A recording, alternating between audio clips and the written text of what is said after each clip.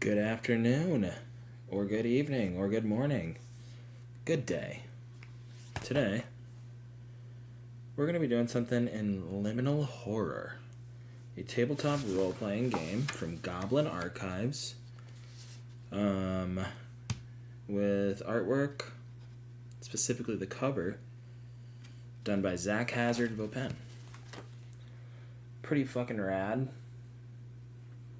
Love a metal font. This game is a hack of Cairn, which is in itself a hack of Into the Odd. But I figured I haven't done anything with this yet, and I'm currently coming up with an adventure module, not so much adventure, a horror module for Liminal Horror. So I figured we could mess around with it. But I like the little quote up top here. Who will survive and what will be left of them? The Texas Chainsaw Massacre, 1974. Liminal Horror is a rules-light, adaptable modern horror role-playing game about normal people and their struggles against things that go bump in the night. The game focuses on investigation, blending simple, old-school-inspired rules with modern, narrative-first principles, where survival is not guaranteed, and those who do survive are often forever changed. Recommended for fans of Junji Ito, John Carpenter, Silent Hill, Resident Evil, Call of Cthulhu, Monster of the Week, and Silent Legions. I don't know what that last one is. It is a modern horror hack of Yochai Gal's Cairn. Alright, cool. I want to create a character, because I want to run my module with someone, and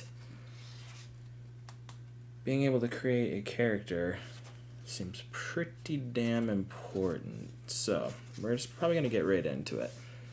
This book is incredibly cheap, just like Cairn. So, I would say, if you're interested, just pick it up. I think it was $10. Support Goblin Archives. This is the Investigator's manual, which I think is like the newest. There's a deluxe version coming out. Well, no, it just funded on Kickstarter, so we'll see. I don't actually know when that's supposed to go out, but it's a coming. So let's do it. There's the manual has, there's just so much to it. Goes over player choice. There's no classes, liminality of characters, death, liminal horror, and cops. Information, secrets, choice, failure, talking, ambition, caution. So much. But right now we're focused on creating an investigator, which is what the players are called. So I'm going to just steady that there with my old eraser. And we're going to go for it. So in the same way that Cairn characters are created, this seems to be kind of similar. So I'm just going to read over it real quick. In Liminal Horror, players are investigators, otherwise normal people caught up in mysteries that threaten to end their lives or break them down and change them.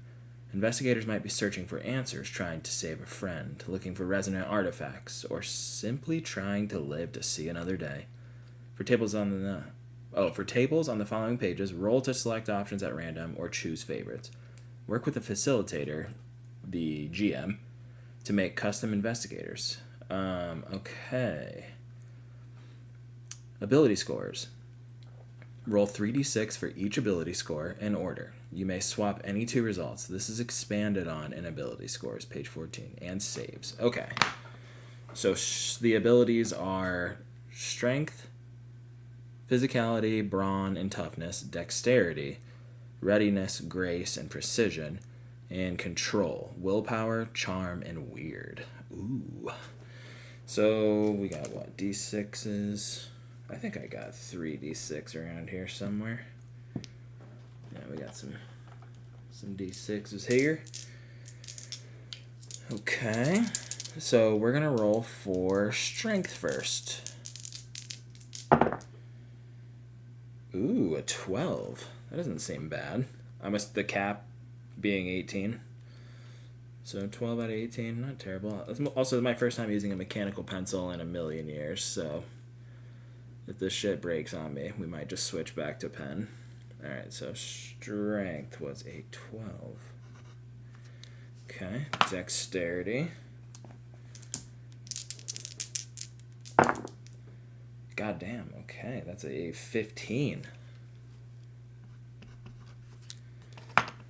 Alright. Another 12. These are pretty good. Control. You know what? Nah, let's leave it as is. Dexterity for 15. I feel like that will come in more handy navigating like a modern, potentially urban environment.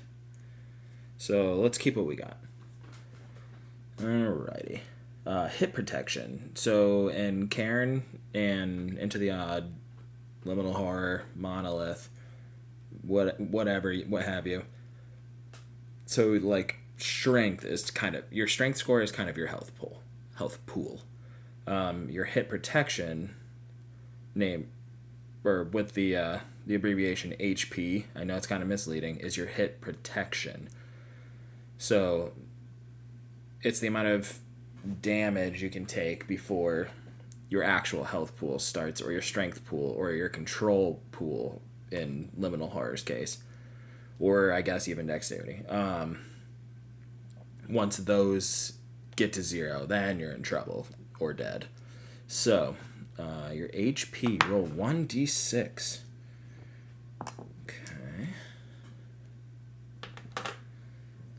1d6 for your starting hit protection. Oh, dude, a 6. Y'all saw that, right? Okay, cool. Yeah, you can see it. Hit protection. Dude, that's nuts. Okay. This represents an investigator's ability to avoid serious harm, both physical damage and stress. This is expanded in healing. I think stress is what whittles down your control score. Okay, so now I'm just going to move this over just a little bit. What do we got here? Notes. So we could roll on our backgrounds, should we? Yeah, you know what? Let's do it. Let's roll on our background. Where's my d20? Roll 1d20 or choose either a background or archetype if using an official module. Backgrounds are the default starting point for new investigators. They represent basic profession, skill, or point of interest to provide a starting context for an investigator. And includes several related items. They are based to build from using the remaining elements of investigator creation. Archetypes are expanded backgrounds that can be found in the Bureau, the Bloom, and the Deluxe Edition. Cool. Okay, starting equipment bundle. I say we just do it. I don't know that I'm going to do anything with this character, so there's no reason to be afraid of what we get. Plus, it could be kind of fun. Hoo-yah! A 6. Dude, just 6s. Oh, a store clerk? Hell yes. Okay.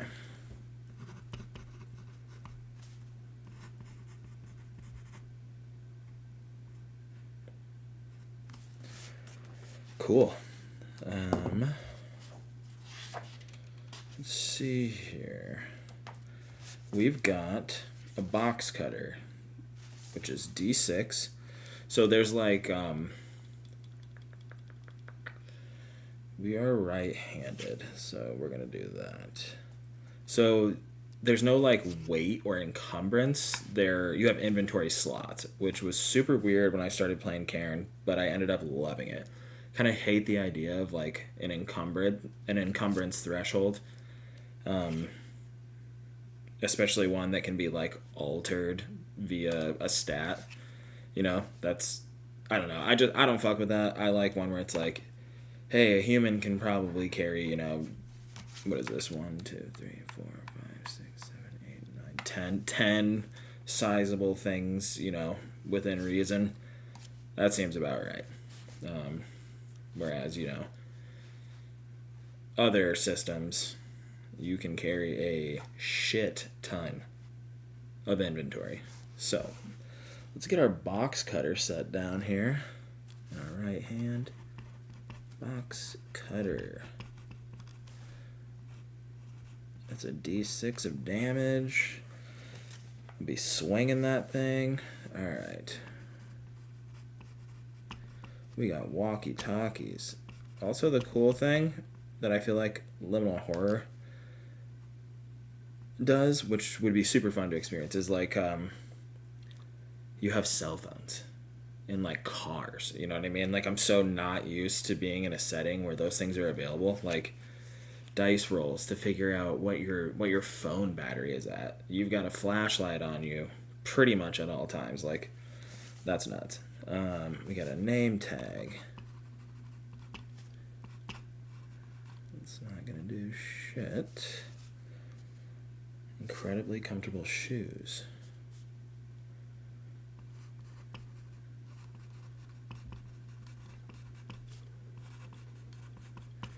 See, I'm curious if I have to put these things down.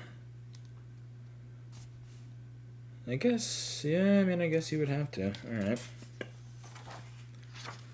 Optional investigator details. We're gonna do this. We're gonna just go through the whole thing. So I'm gonna need a D20 and a D10. Cool. What do we got here? Aesthetics.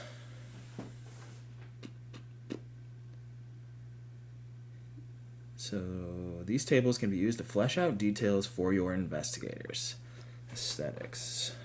How do we look? A 16. Jeans and tees. Yo, love it.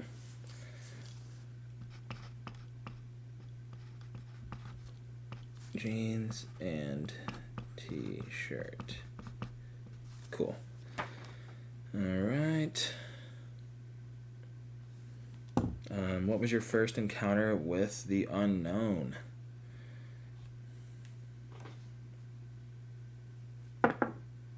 A 3. You witnessed something in the darkness. Witnessed something in the darkness.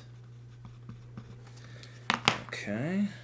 Ideology and beliefs. What lens do they use to interpret the world and guide them toward action? A 2. Individuals can make a difference. Okay, I like that. Ooh. Individuals can make a difference. It's a good way. I don't know that you're technically supposed to write all this stuff in the notes section. I mean, that's what it seems like it would be for. But, you know, just ways to inform your character. I'm assuming once you roll on this stuff, like, the character starts to kind of come alive in your head. And you'll remember it. Okay, character traits. Let's see. The following tables can be used to flesh out investigators. The first 3 focus on physical descriptors, the other 3 characterization. Okay. 2. Muscles. Muscles. Let's see. Our face. A 9. Memorable. Good lord. We're the hottest store clerk in the world. Oh. Abercrombie, probably. Although I guess... No, that's a store clerk. Speech. A 1. Blunt. We're kind of douchey. I guess blunt isn't necessarily a bad thing, but... Okay. Let's get an idea of what our virtues, flaws, and misfortunes are kind of like. 5. We're courageous. There's no downside. Our bluntness is the only bad thing about us so far. Jeez. Abercrombie employee saves the world from Cthulhu Madness. 1 for our flaw. Quick to anger. There we go.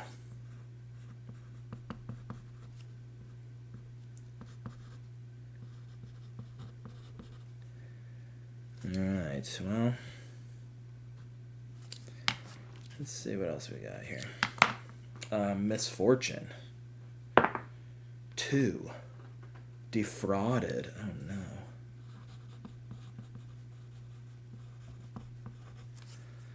Okay, what else we got?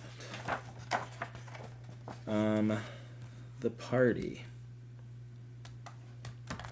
Each player creates 2 NPCs. List 1 person who is significant to your investigator. What is their relationship? Give them a name and brief description. We gotta name our person. Quick to anger, muscles. Oh, we'll be a fellow. Who would work at Abercrombie? Oh yeah.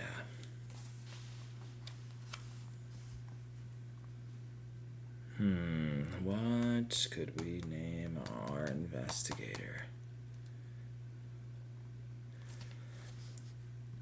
Chaz.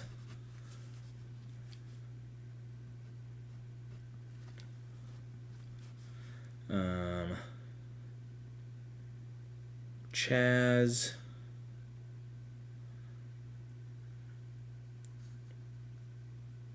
What could be a last name? Hold on.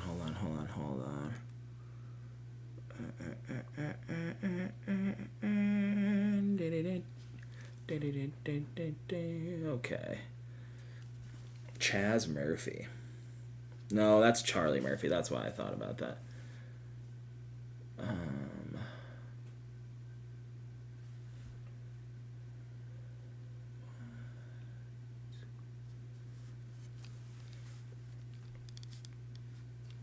Chaz Williams.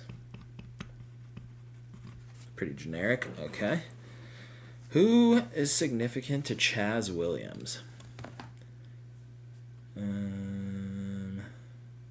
We could roll on this, I guess. Let's do it. Whatever. A 10. A bitter rival? That's who's significant to us? Oh my god.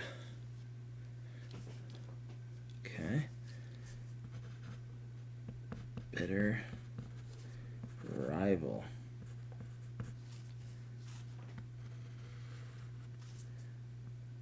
What is our bitter rival's name? Blaine,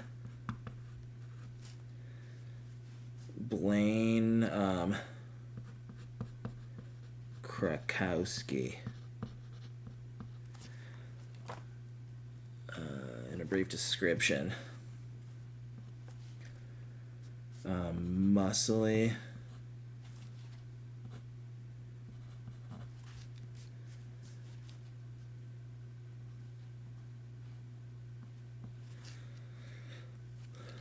Muscly jock for community college football team.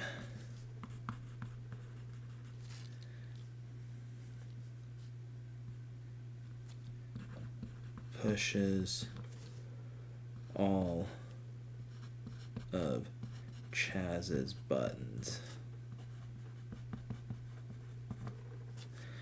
Yeah. He makes us so mad. Oh, he makes us so mad.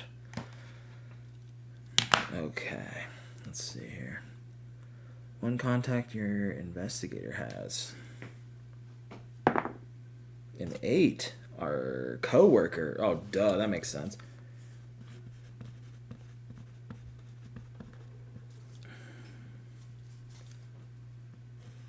Coworker. Betsy Smith. Sweet and caring.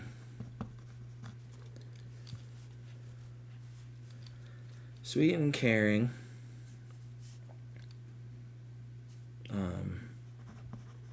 Young woman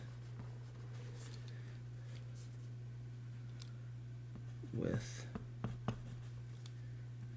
a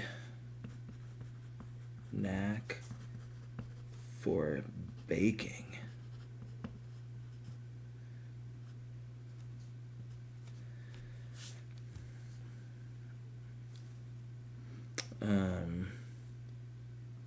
All state mathlete. She's really good at math. Okay, that's Betsy Smith. She's a coworker. We've never hung out, but you know, we get along well at work. That doesn't mean we're not friends. Okay. Vehicles. As a group, determine what types of vehicle or transportation the party has access to based on their backgrounds. How do we do that? If it makes sense, the party may have access to more than one vehicle. Car chases are often an essential part of solving a mystery. Ooh. Vehicles expanded. All right. Page 7. Wait, will it tell you if you have a car? Comprehensive roadmap. How do you figure out if you have a car? Let's see.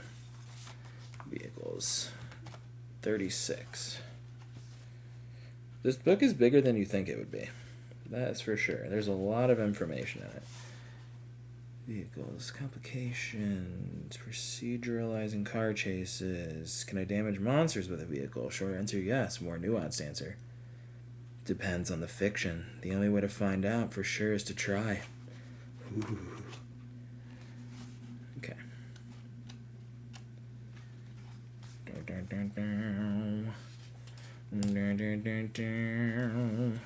I'm going to have to make another character, I think, if I want to have a party. Maybe we'll do like a little like solo one-shot or something. Oh, yeah. If we need a party member... No, Blaine can't be our party member. Okay, those are just our connections. What types of vehicle? What kind of vehicle do I have? Let's see here.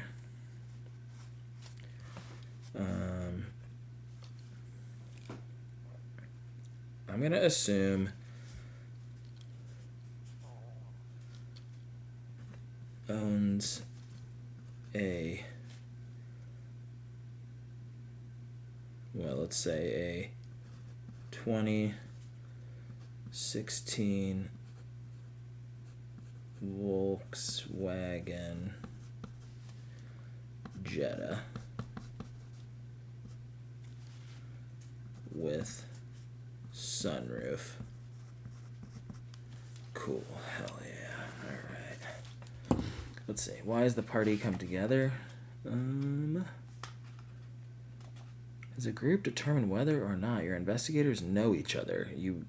Before play begins. Some mysteries may have built-in hooks to bring the investigators together, while others may provide a more open starting point. Below are some prompts for getting started. United through self-guided research, online paranatural forum, club, support group. Interesting. What do we got here?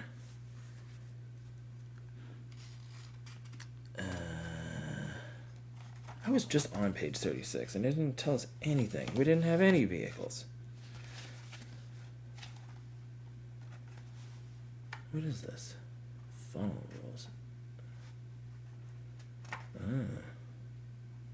Ooh, okay, gotcha.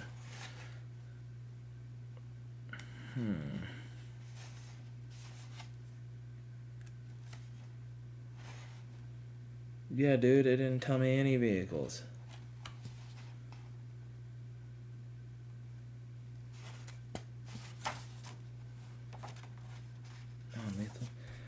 Yeah, what the hell? Okay. Hold on. The cat's on the table. Equals. Group determined, blah, blah, blah, blah, blah. Vehicles expanded provides pre-made vehicles and includes ways to leverage. I didn't see a single pre-made vehicle in there. Here is a list of possible equipment investigators can acquire or use. This is non-comprehensive. Oh, okay. So this is what you can buy. One second.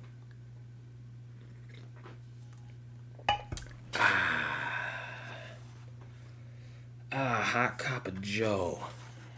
Okay, rules. Saves, hit protection, inventory. You know? Maybe we'll do a rule breakdown. And we can go over like some examples or something. Because as of right now, I think we've kind of created our character. But I think what I'm going to do is create maybe one or two more. And then maybe we'll get a little Liminal Horror solo play going. And I can do a rules walkthrough if anyone would be interested in that. Because I really, really like how this and Karen are both laid out and everything's explained. I love the combat system. I love how lethal it is and how hard your character can get wrecked.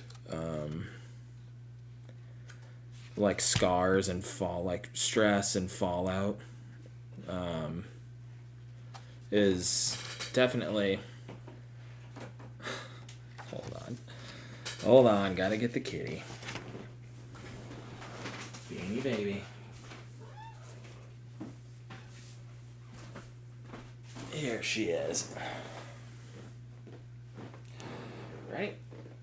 Yeah. Get out of here. Right now. Okay.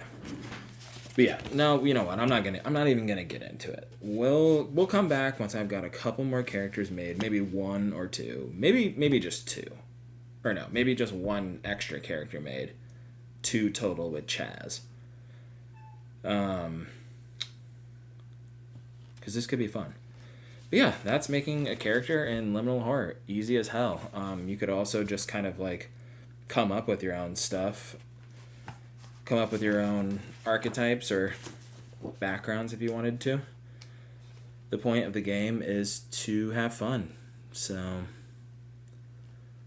I think if you within reason, you could come up with your own background pretty easily. And I'm sure that there's stuff on Itch or Drive-Thru RPG out there already with expanded backgrounds. So yeah, I'll be back and we'll do a little one-shot. So appreciate you hanging out with me. I'll catch you guys soon.